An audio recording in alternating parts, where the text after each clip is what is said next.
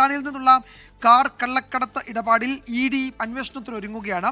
കസ്റ്റംസിൽ നിന്ന് വിവരങ്ങൾ ED ഉദ്യോഗസ്ഥർ ശേഖരിച്ചു എന്നാണ് വിവരം. നിതിൻ അംബുജൻ വിശദാംശങ്ങൾ നൽകും കൊച്ചിയിൽ നിന്ന്. നിതിൻ, ED അന്വേഷണത്തിന് തയ്യാറെടുക്കുന്നുവെന്ന് രാവിലെ തന്നെ റിപ്പോർട്ടുകൾ ഉണ്ടായിരുന്നു. നേരിട്ട് കസ്റ്റംസിൽ നിന്ന് ED വിവരങ്ങൾ ശേഖരിച്ച് അതിന്റെ നടപടിയിലേക്ക് കടന്നിട്ടുണ്ടല്ലേ? വിജയകുമാർ, അങ്ങനെ തന്നെയാണ്. ഇപ്പോൾ നേരിട്ട് ED ഉദ്യോഗസ്ഥർ കസ്റ്റംസ് ഓഫീസിലെത്തി വിവരങ്ങൾ ശേഖരിച്ചു. ഇപ്പോൾ അല്പസമയം മുമ്പ് തന്നെയാണ് കസ്റ്റംസ് ഉദ്യോഗസ്ഥരുടെ ഓഫീസിലേക്ക് ED ഉദ്യോഗസ്ഥരെത്തി ഇപ്പോൾ വിവരങ്ങൾ ശേഖരിച്ചിരിക്കുന്നത്. നമുക്കറിയാം, ഈ ഒരു കേസിൽ ഇന്നലെ തന്നെ കസ്റ്റംസ് കമ്മീഷണർ വ്യക്തമാക്കിയിരുന്നു ഇതിൽ സാമ്പത്തിക ക്രമക്കേടുകളടക്കം അന്വേഷിക്കേണ്ടതുണ്ട്.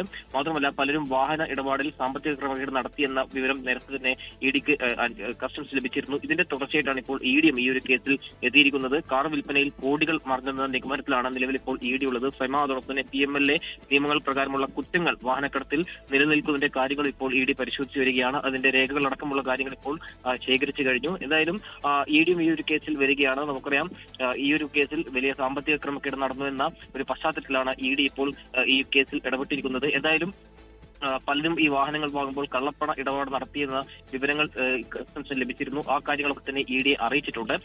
കൂടാതെ ഇനിയിപ്പോൾ EDയുടെ തുടർ നടപടികളാണ് ഇതിൽ നിർണായകമാവുക. എന്തായാലും മറ്റ് ഏജൻസികളും കേന്ദ്ര ഏജൻസികളും ഈ ഒരു അന്വേഷണത്തിൽ ഇപ്പോൾ വരുന്ന ഒരു സാഹചര്യമാണ് ഉണ്ടായിരിക്കുന്നത്. പ്രത്യേകിച്ചും ഇതിന് വലിയ മാനങ്ങൾ ഉണ്ടെന്ന വിവരം കസ്റ്റംസ് പങ്കുവച്ച ഒരു പശ്ചാത്തലത്തിലാണ്, അത്തരം കാര്യങ്ങൾ കസ്റ്റംസ് വെളിപ്പെടുത്തിയ പശ്ചാത്തലത്തിലാണ് കൂടുതൽ കേന്ദ്ര ഏജൻസികൾ ഇപ്പോൾ ഈ ഭൂട്ടാൻ കാർ കള്ളക്കടത്തിന്റെ അന്വേഷണത്തിൽ വന്നിരിക്കുന്നത്.